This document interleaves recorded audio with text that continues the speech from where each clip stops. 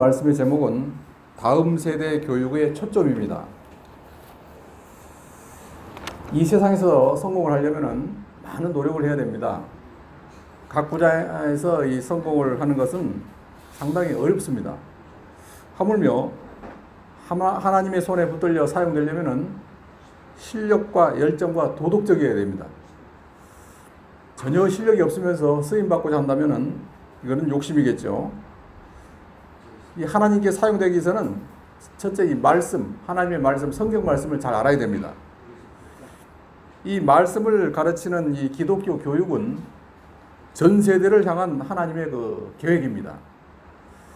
이 다음 세대만 교육의 대상인 것이 아니라 영유아부터 아동, 중고, 청년, 중년, 노년들에게까지 이 말씀의 그 교육 그 대상이 되는 것입니다. 이 기존 세대가 바로 서야 다음 세대가 바로 서기 때문에 이 우리 기존 세대의 이 책임과 사명이 막중합니다. 역대하 17장 1절로 9절에 보면은 그 남쪽 유다 나라에 그 아주 훌륭한 임금이 있었습니다. 여호사밧 왕이 있었는데 이 여호사밧 왕은 왕이 되면서 세 가지를 결심을 합니다. 첫째는 국방력을 튼튼히 해서 자주국방을 할 것. 둘째는 우상 숭배를 철폐하자는 것입니다. 셋째는 모든 백성을 율법의 순회 교육을 하는 것입니다. 이 유대 나라는 3대 절기가 있었습니다. 유월절, 맥추절, 수장절. 이런 3대 절기에는 예루살렘에 다 올라가서 거기서 이제 율법을 배우고 축제를 하고 이러는데 이 예루살렘에 가지 못하는 백성들을 위해서 지도자들, 레위인들, 제사장들을 세워서 유다 나라의 각 성읍을 순회하면서 하나님의 말씀을 가르치는 순회 국민 율법 교육을 실시합니다. 그로 말미암아 모든 세대가 말씀을 듣게 하는 그런 교육을 실시하게 되고 큰 역사를 이루게 됩니다. 이 기독교 교육은 사각지대가 없는 전 세대에 대한 교육입니다. 그러나 우리가 이 전 세대 교육을 하면서 다음 세대가 중요한데 거기에는 이제 몇 가지 위기 상황이 우리 직면해 있습니다. 우리나라는 아주 세계에서도 드문 저출산 국가가 되어 있습니다.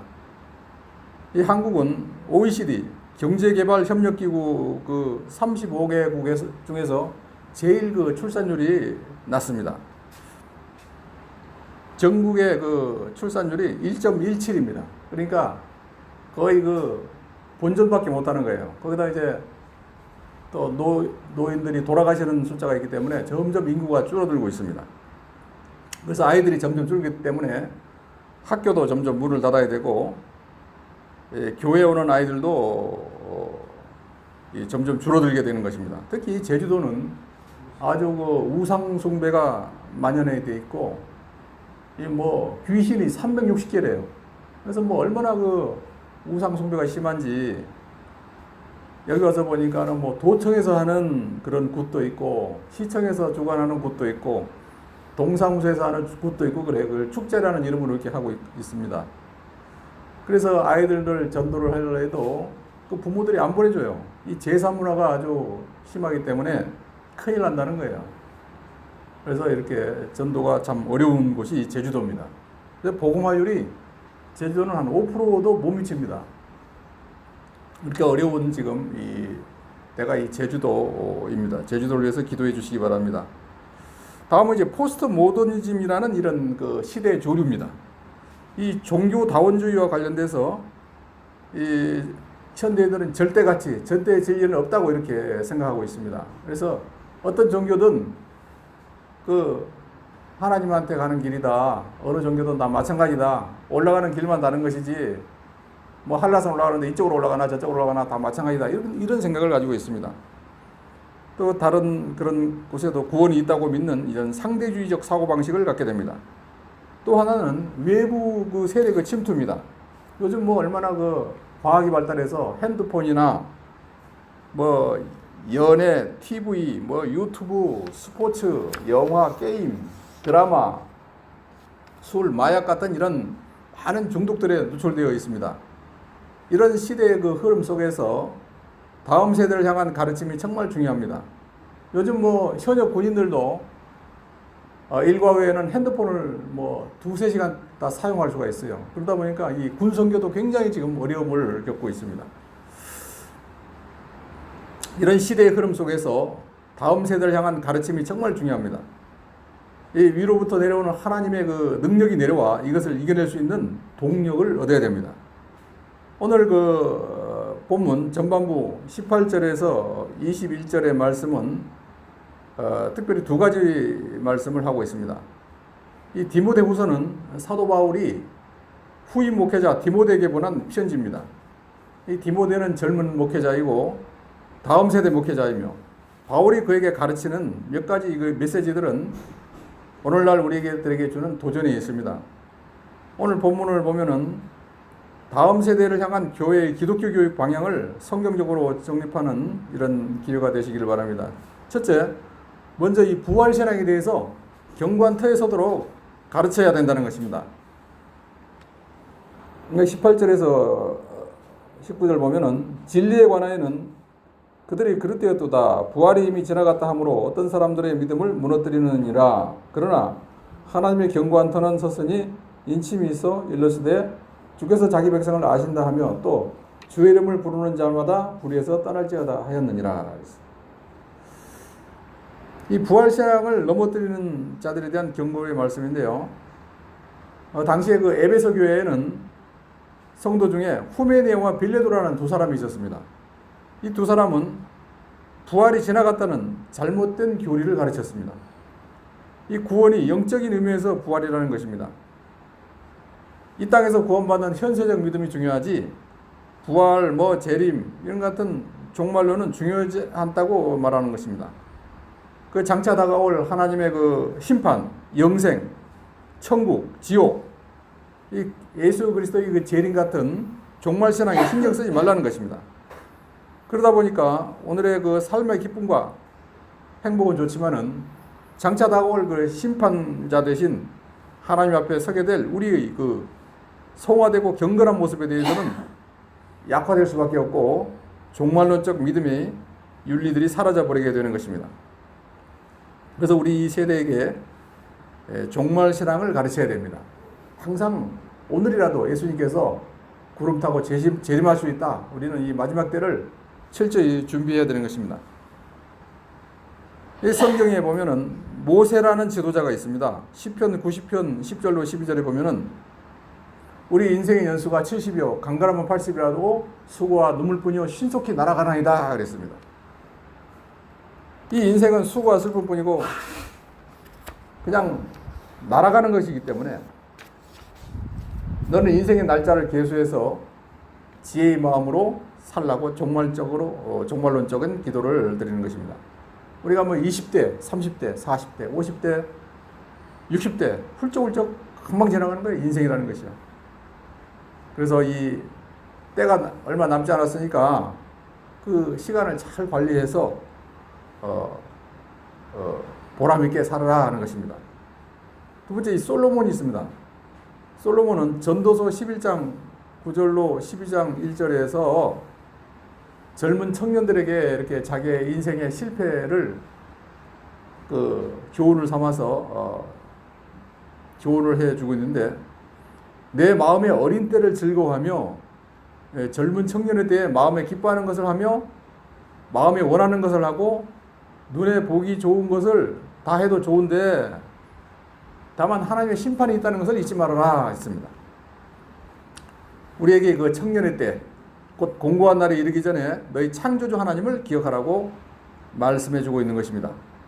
셋째, 사도 바울입니다. 사도 바울은 로마 시민권자였습니다. 빌립보 3장 20절에 오직 우리의 시민권은 하늘에 있는 자라 거기로서 구원하는 자 곧 주 예수 그리스도를 기다리노니 라고 말씀하고 있습니다. 우리는 하늘의 시민권자라는 거예요. 이 땅에는 잠시 왔다가는 그냥 나그네 생활이다. 천막 생활이다. 그러니까 이 땅에 소망을 두지 말고 하늘나라의 시민권자로서 저 하늘나라의 그 본향, 우리 본향되는 하늘나라의 소망을 가지고 살아가야 된다는 것입니다.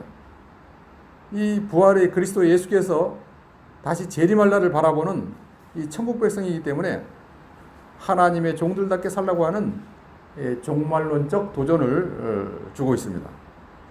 그 다음에 네 번째는 야고보입니다. 야고보서 5장 9절에 형제들아 서로 원망하지 말라. 그리하여야 심판을 면하리라. 보라 심판자가 문 밖에 서서 계시니라 그랬어요. 지금 심판자 예수님께서 문 밖에 서서 딱 녹화하고 계십니다. 내가 좀 들어가야 되겠다. 그런데 문을 안 열어주는 거예요. 우리 마음 문을 안 열어주고 딱 닫고 있어요. 바로 내 인생의 문 밖에서 심판자가 계심을 기억하고 살라는 것입니다. 다섯 번째는 베드로입니다. 베드로후서 3장 8절로 14절에 인자가 도적같이 해산하는 여인이 임신한 같이 다시 오실 텐데 이 같은 그 종말의 때에 너희가 어떤 사람이 되어야 마땅하냐고 이렇게 도전하면서 그리스도 예수가 다시 이 땅에 나타나실 때 정과 흠이 없는 평강의 사람으로 나타나도록 힘쓰라고 말씀합니다. 즉 심판의 준비를 하는 거예요. 임신을 하면은 언젠가는 아기가 태어나겠죠.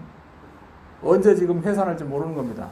그와 같이 그 예수님께서 지금 재림하시는 날짜도 어느 시라고는 그것은 하나님 아버지밖에 모른다. 예수님도 모른다고 그랬어요. 그러나 반드시 그 종말의 때가 있는 것은 틀림없습니다. 그때를 기다리면서 준비를 하라 하는 것입니다. 이 노아후 홍수 때 소돔과 고모라 심판 때에도 갑자기 임했어요. 모두 노아 심판 때는 모두 그 당시에 시집가고 장가가고 평소에 삶을 살다가 갑자기 위로부터 하나님 심판이 내려와서 멸망했습니다. 또 소돔 고모라 때도 하늘에서 불심판이 내려와가지고 이렇게 세상이 멸망했습니다. 지금 이 지구상에 핵무기를 지구를 뭐 2번도 더 멸망시켜도 나올 정도로 엄청난 핵무기를 쌓아놨는데 이 부패한 인간들이 그걸 다 가지고 있기 때문에 3차 대전으로 이런 멸망이 올런지 또 하늘에서 뭐 심판의 불이 내려올런지 하여튼 이 노아후 홍수 때와 같은 물로 심판을 하지 않지만 이제는 앞으로는 마지막 때는 불로 심판한다 했기 때문에 우리는 이 노아 홍수를 거울 삼아서 이 종말의 때를 준비를 해야 되는 것입니다. 그래서 우리 하나님의 종들은 항상 종말론적 태도로 주님 앞에 걸어가는 삶을 살아야 되는 것입니다. 다니엘서 5장에 나오는 벨사살 왕이 있어요. 벨사살 왕은 그 자기의 선왕 느부갓네살 왕의 아들인데 그 느부갓네살 왕은 하나님을 거역하다가 정신 이상자가 돼가지고 쫓겨나서 풀을 뜯어먹고 밤 이슬을 맞으면서 사는 그런 비참한 생활을 하다가 다시 하나님 은혜로 제정신이 돌아와가지고 왕위에 복귀해서 하나님을 찬송하고 참 이렇게 믿음의 사람이 됐는데 그런 그 역사를 보고도 그 아들 벨사살은 왕이 돼서 귀인 1,000명에게 연회를 베풀고 그 유다 나라에서 뺏어온 그 성전에 있던 그 그릇들로 술을 마시고 우상 숭배하고 그때 연회 자리에서 벽에 손가락이 나타나서 막 글을 쓰는 겁니다. 그 글자 내용이 메네메네 대겔 우바라시 그 뜻은 이제는 왕의 시대가 끝나고 왕을 그 저울에 달아버렸더니 부족함이 보였고 이제 나라가 갈라진다는 그런 뜻입니다. 그 하나님의 역사로 이렇게 나타났는데 그날 밤에 이 벨사살 왕은 죽임을 당하고 페르시아 왕국이 멸망하고 다리오라는 왕이 62세에 들어서 가지고 메대 왕조가 들어섭니다.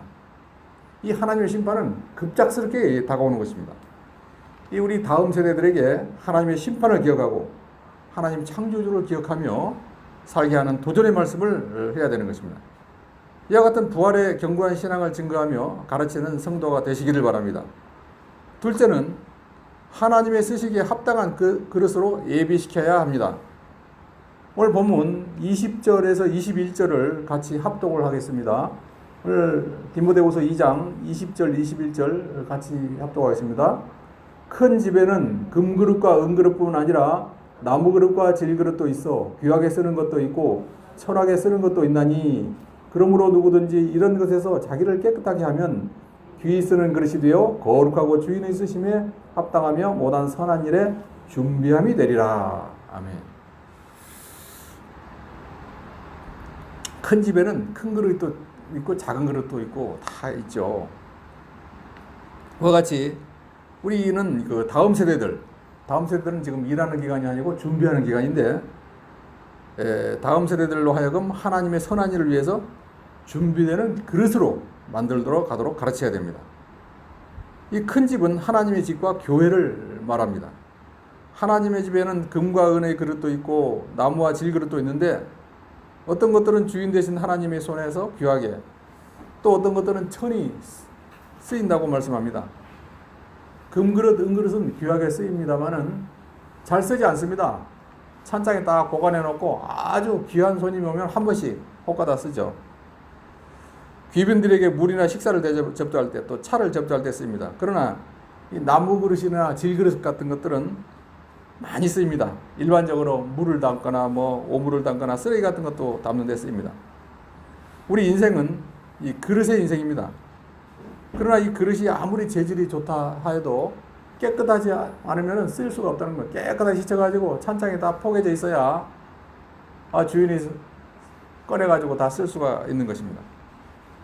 항상 그릇은 깨끗해야 됩니다. 첫째가. 이 주인이 쓰시는 합당한 그릇이 되려면 두 가지를 기억해야 됩니다. 하나님 말씀에 철저히 서 있어야 되는 거예요. 하나님의 말씀, 하나님의 교회를 또 아끼고 사랑해야 됩니다. 저 일산에 백양교회라고 있어요. 거기 장로님, 어떤 장로님 한 분 계신데, 이 장로님이 믿음이 없었어요. 그래서 그 부인 집사님은 열심히 교회 다니시는데 그냥 건석으로 따라다녔어요. 하루는 예배 드리는데요, 막 예배 중에 몸이 막 비비 꼬여가지고 막 비틀어지는 거예요. 막 그냥 하나님의 역사로. 그래가지고 목사님이 막 깜짝 놀래가지고 막 기도를 하고 막 온 성도가 붙들어가지고 막 기도를 하고 해가지고 이게 이제 풀려났어요, 몸이. 그런 체험을 하고 이분이 아주 열심히 하셔가지고 지금 장로님까지 됐어요. 우리는 이 토기장이 손에서 흙처럼 고난의 과정을 통해서 빚어져야 됩니다. 먼저 훈련이 돼야 됩니다. 도슨 트로트맨이라는 분은 내비게이터 선교를 만들었는데, 이 제자는 태어나는 것이 아니라 만들어지는 것이라 이렇게 제자 훈련을 강조합니다. 마틴 루터 킹 목사님은 너의 너됨은 하나님께서 내게 준 하나님의 선물이고, 내가 너를 만들어가는 것은 내가 하나님께 드리는 너의 선물이다라고 했습니다. 나의 나됨, 현실, 배경, 학력, 지식, 성품, 하나님께서 내게 주신 모든 것들은 하나님의 선물이라는 것입니다. 그러나 그것을 가지고 자기를 개발하고 훈련하고 헌신해서 하나님의 삶으로 만들어져 가는 것은 내가 하나님께 드리는 선물이라는 것입니다. 아무리 좋은 옥도 갈고 닦지 않으면 빛을 발하지 못합니다. 아무리 좋은 옥이 있어도 그게 진흙이 묻어 있으면 진가를 발휘하지 못하는 거죠. 우리는 부지런히 옥을 갈고 닦아야만 아주 귀한 그 가치를 발휘할 수가 있는 것입니다. 추사 김정이라는 사람이 있어요. 조선시대. 영조의 사위인 김한신 대감, 부인은 화순공 웅주인데 이 영조의 사위가 자기 아버지입니다. 경주 김씨 집안이에요. 그 증손자로 아버지가 아주 육조판서를 다 지내는 동부지사를 지내고, 그래서 중국에 아버지가 갈 때 따라가 가지고 천문지리, 금속활자 이런 것들을 배우고 55세까지 금수저 인생을 살았어요. 24세에는 과거에 사위를 하고 34세에는 과거에 급제해서 병조 참판을 지냅니다. 참판이면 오늘날 차관이에요, 차관. 이렇게 잘 나가다가 그 나이 55세에 안동김씨 권력에 밀려서 윤상두라는 사람의 그 옥사 사건 때문에 이곳 제주도로 귀향을 오게 됩니다. 당시에 이 제주도는 아주 귀향지예요. 저 제주 앞바다 가면은 그 관탈섬이라는 조그마한 섬이 있습니다. 배를 타고 귀향 오다가 많이 죽었대요. 막 파도가 치면은. 그 관탈섬이 나타나면은 이제 그 사모관대를 벗어라. 너 당신은 죄인이니까. 그 벗었는데. 그래서 그 섬 이름이 관탈섬이 됐다는 거예요. 그 제주도로 유배 왔는데, 그런 전주를 거쳐서 완도에서 또 배를 타고, 이 제주도 저 대적이라는 데 있어요. 서귀포에. 거기 이제 도착했는데 무려 2,000km로 온 거예요. 거기서 8년 3개월 동안 유배를 당했어요. 그 지금도 그 서귀포 대정에 가면은 그 김정희가 그 유배 생활했던 그 집이 그 기념관으로 되어 있습니다. 유리 안치형이라는 걸 받았어요. 이거는 탱자나 울타리 안에서 사는 거예요. 음식도 관아에서 갖다 주는 음식만 먹어야 돼요. 그래서 막 상한 음식을 먹고 배탈이 나고 막 온몸에 막 종기가 나고 엄청나게 고생했다는 겁니다. 온갖 고난과 연마로 거기서 붓글씨를 계속 써서 추사자라는 그 글씨를 완성하게 되고 서예의 달인이 됩니다. 68세에 풀려났어요. 그래서 이제 그 경기도에서 이제 교수를 하고 70평생을 살았는데 벼루 10개를 갈아 닳게 했다고 부천자루를 몽당굿이 되게 하는 이 자기 연마의 사람이 되었습니다. 이렇게 한 사람이 훌륭한 사람이 되는 데는 엄청난 그런 고난이 역경을 거쳐야 되는 것입니다. 성경에 나오는 다윗도 10대 때부터 사자와 고모의 발톱에서 자기 양떼를 건져내려고 물맷돌과 막대기를 가지고 싸워 이겨낸 그런 힘을 가지고 골리앗 장군과 싸워서 쓰러뜨리고 블레셋 군대를 쳐부수고 이스라엘을 건져내는 영웅과 구원자가 됩니다. 이 하나님의 사람도 그냥 되는 것은 절대 아니에요. 고난을 통과하고 어려움을 거치고 자기를 연마하고 갈고 닦음으로 하나님의 사람으로 정금처럼 나오게 되는 것입니다. 그 다음에는 자기 자신을 깨끗한 것으로 준비를 해야 됩니다. 하나님께 쓰임 받으려면 첫째는 깨끗해야 됩니다. 아무리 뭐 실력이 많아도 깨끗하지 못하면 쓰실 수가 없는 것입니다. 자기를 깨끗하게 하여 주인의 쓰심에 합당한 그릇으로 선한 일에 예비함이 되라고 말씀해 주고 있습니다. 정결한 그릇으로 자기를 만들어 가라는 것입니다. 출애굽의 지도자 이 모세는 애굽 나라에서 40년 동안 왕자로 살았습니다. 근데 자기 동족을 그 아끼는 마음으로 자기 동족을 막 노예 생활하는데 거기 그 감독하는 사람이 그 막 때리고 하니까는 그 혈기로 그 사람을 죽였어요. 그리고 이제 도망자 신세가 됩니다. 그래서 미디안 광야에서 40년 동안 연단을 받는 거예요. 그 다음에 쓰임을 받았습니다. 여호수아는 길갈 땅에 왔을 때 하나님의 군대 장관을 만나서 그 앞에 무릎을 꿇어서 자기를 정결하게 함으로 가나안 땅에 들어가 적들을 정복하는 승리를 하게 됩니다. 여호수아도 80세 쓰임 받았어요. 모세도 80세에 호렙산에서 하나님을 만나서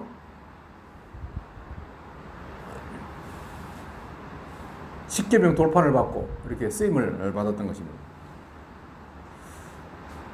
군인들도 정결함을 입고 나가서 싸울 때 승리하게 되는 것입니다. 선지자도 마찬가지입니다.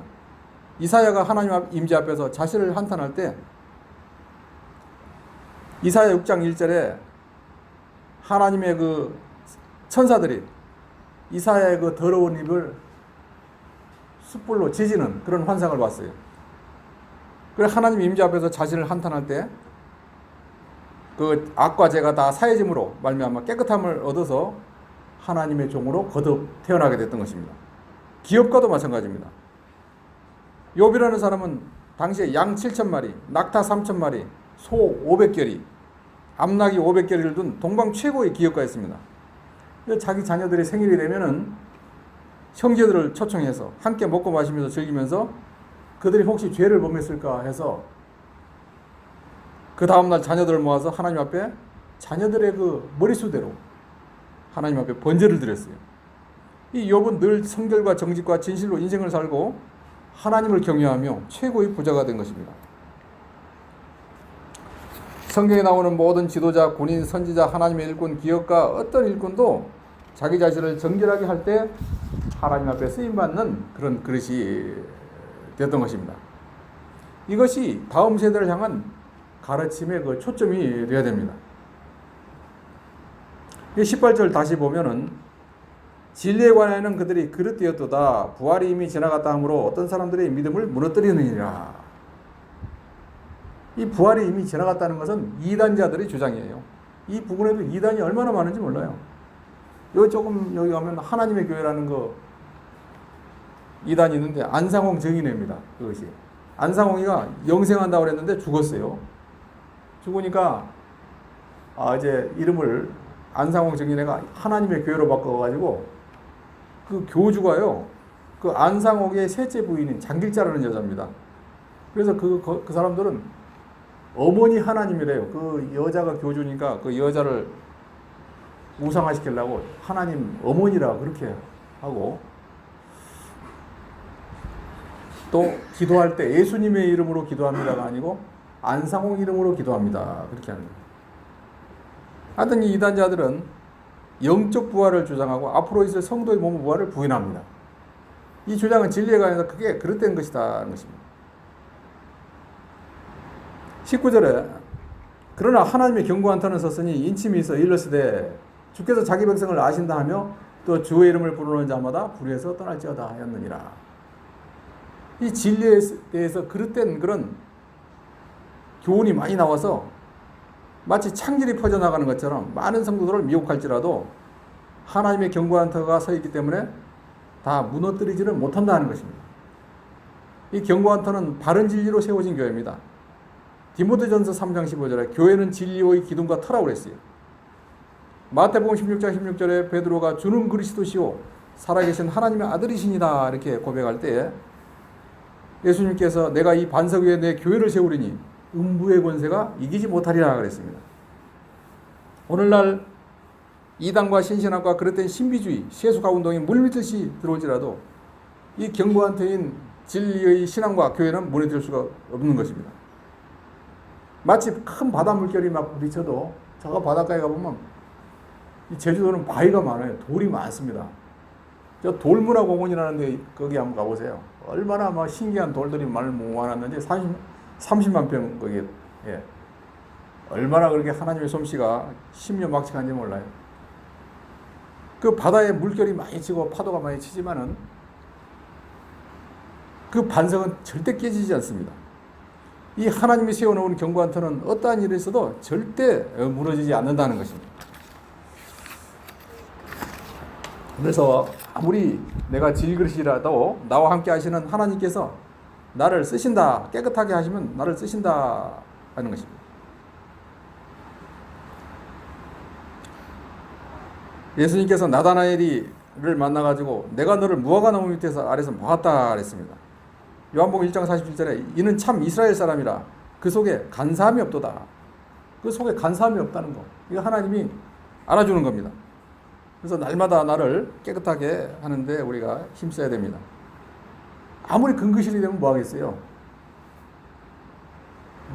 근그릇은 장식용밖에 더 되겠습니까?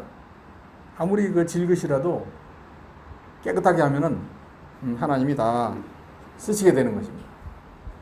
요즘 그 한일 무역 갈등으로 불화수소라는 그런 핵심 부품이 그 수입이 안 되니까 난리가 났죠. 그전에는 불화수소라는 게 뭐 아무것도 아닌 건 줄 알았죠. 그러나 이런 핵심 부품이 몇 개만 그 수입이 안 돼도 온 산업이 이 뭐 큰 타격을 입는 거 마찬가지예요. 우리 한 사람 한 사람은 자동차의 그 2만 개 부속품의 하나처럼 별로 필요 없는 것 같이 보이지만은 우리 한 사람 한 사람의 그 부속이 다 끼워 맞춰야 이 교회가 잘 굴러가게 되는 것입니다. 우리는 오늘 이 하나님의 말씀을 통해서 이 다음 세대 이 하나님의 말씀 교육 이 중요성에 대해서 이렇게 말씀을 했습니다.